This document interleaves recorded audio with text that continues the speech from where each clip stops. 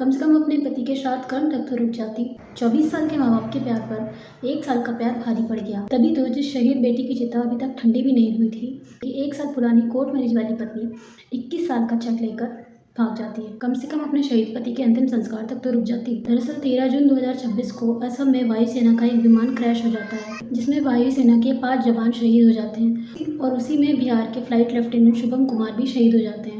शुभम कुमार एक बहुत ही गरीब परिवार से आते हैं। इस फोटो में आप देख सकते हैं कि जो बेटा जिसकी अभी अभी नौकरी लगी थी, उसका घर की स्थिति भी इतनी ठीक नहीं थी। शुभम कुमार के माता पिता ने उसे कितनी परेशानियों से जूझते हुए उसे शिक्षित किया होगा, क्योंकि जब उनकी बेटी की नौकरी लगेगी तो उनकी गरीबी को वो दूर करेगा। वो 2 वक्त की रोटी तो सुकून से खा पाएंगे, कम से कम एक अच्छे घर में रह पाएंगे। लेकिन किस्मत को कुछ और ही मंजूर था। दरअसल बिहार के रहने वाले शुभम उत्तर प्रदेश के आजमगढ़ की श्रेया से प्यार करते हैं। वो इस बारे में अपने माता पिता को बताते हैं तो शुभम के माता पिता को उनकी शादी से कोई एतराज़ नहीं होता। नवंबर 2026 में शुभम और श्रेया की शादी तय होती है, लेकिन कुछ समय बाद ही उनकी दादी का देहांत हो जाता है, तो इसलिए इनकी शादी को 2027 की होली तक टाल दिया जाता है। तो शुभम बिना अपने माता पिता को बताए श्रेया से कोर्ट मैरिज कर लेता है।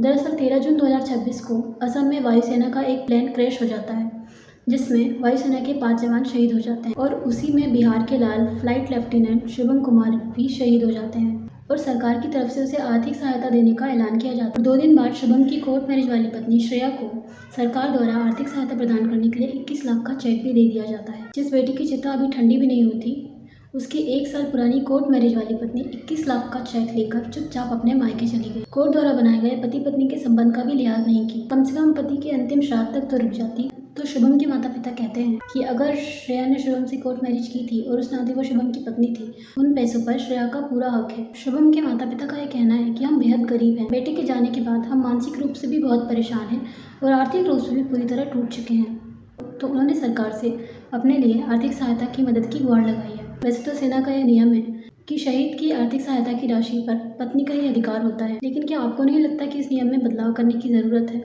क्योंकि एक शहीद पर जितना हक उसकी पत्नी का होता है, उससे कहीं ज़्यादा उसके माता पिता का होता है। वैसे पत्नी को भी आर्थिक सहायता मिलनी चाहिए, पर उसके साथ साथ माता पिता को भी आर्थिक सहायता मिलनी चाहिए। इस पर आपकी क्या राय है? कमेंट बॉक्स में अपनी राय ज़रूर दीजिए।